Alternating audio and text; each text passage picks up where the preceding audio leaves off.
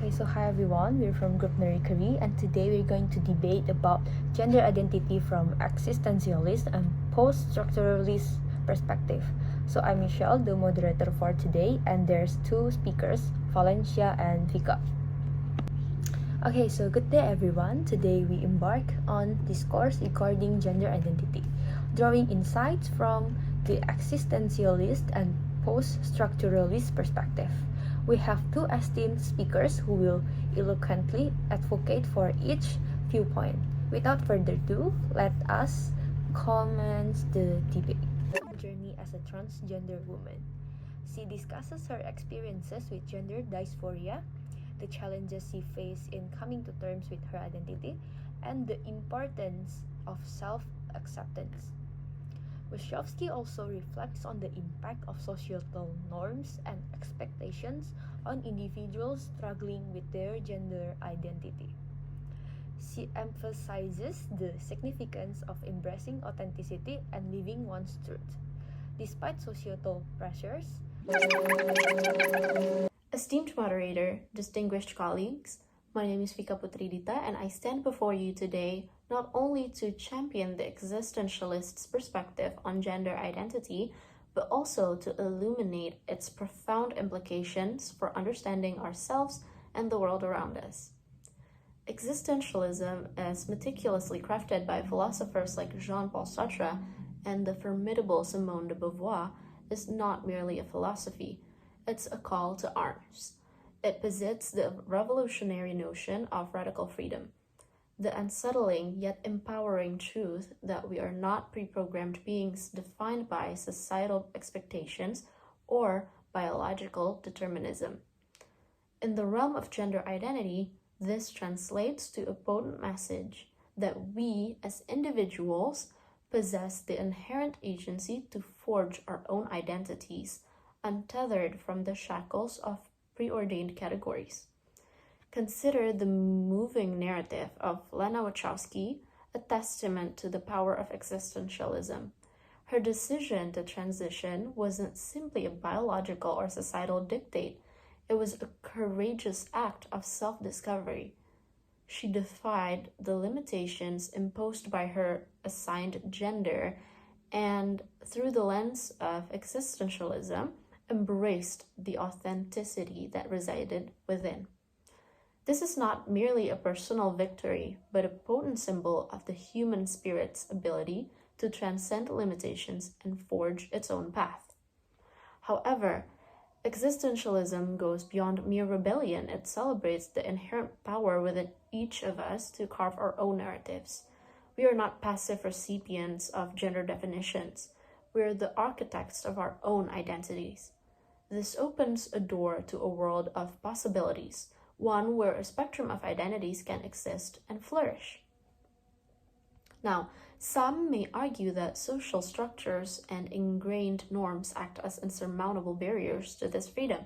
They may point to the very language we use, man and woman, as rigid categories that confine us.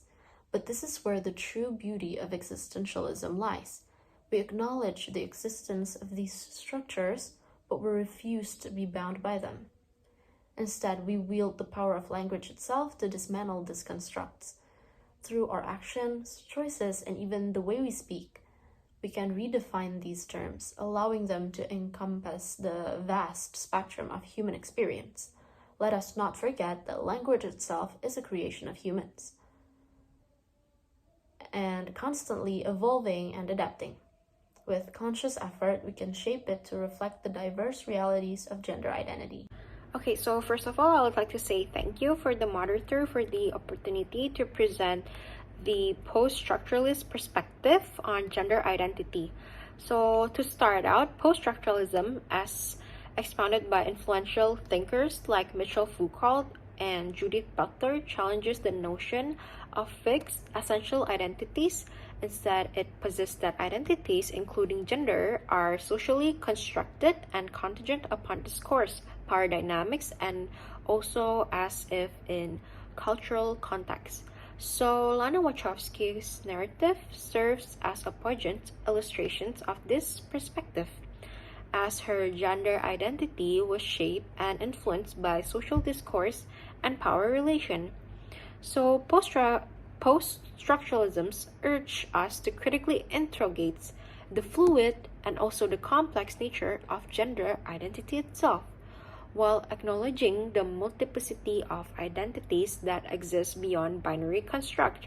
As we all know that now there are a lot of binary construct. So it calls of these constructions of normative categories and the recognition of a diverse and intersectional experience of gender itself. While the post-structuralist perspective sheds light on the social construction of gender identity, it risks undermining the agency and autonomy of individuals in defining their own identities. Existentialism celebrates the courage and authenticity of individuals like Lana Wachowski, who assert their true selves in the face of societal pressures.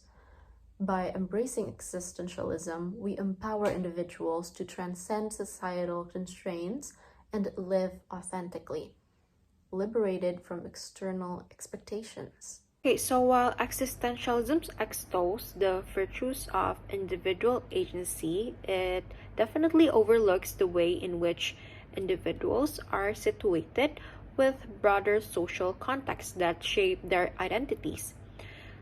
Post-structuralism offers a nuanced understandings of gender identity. It emphasizes the fluid or emphasizing the contingent nature of identity formation. Lana Wachowski's stories underscores the integrated interplay of power dynamics and cultural discourse in shaping gender identity itself. So it basically highlights the importance of critically interrogating social norms and also all of its structures. The existentialist perspective acknowledges the influence of societal context on individual experiences. However, it emphasizes the primacy of individual agency in navigating and shaping one's identity. Lana Wachowski's journey exemplifies the triumph of individual authenticity over societal expectations, affirming the existentialist's belief in the inherent freedom of individuals to define their own existence. Okay, so while existentialism emphasizes on individual agency, it often overlooks that the way in which individuals are shaped by a broader structural forces beyond their control. So post-structuralism actually offers a more comprehensive understanding of gender identity by situating individual experience with a larger social, cultural, and political context. So Lana Wachowski's narrative underscores the importance and the need to critically examine the intersecting influence that shape gender identity, moving beyond of individual agency to consider the systemic factors that play within post-structuralism itself on gender identity. I extend my gratitude to both speakers for their thoughtful engagement in this discourse. This debate has illuminated the complexity of gender identity and the divergent philosophical perspective through which it can be understood. While existentialism emphasizes individual agency and authenticity, post-structuralism highlights the socially constructed and fluid nature of identity. Lana Wachowski's journey serves as a poignant reminder of the myriad factors that influence gender identity and the importance of fostering inclusive and equitable societies. As we continue to navigate these philosophical inquiries, let us remain open to this diverse perspective and strive towards creating a world where all individuals are affirmed and empowered in their identities. Okay, and that's all for today's debate. Thank you for tuning in. Thank you.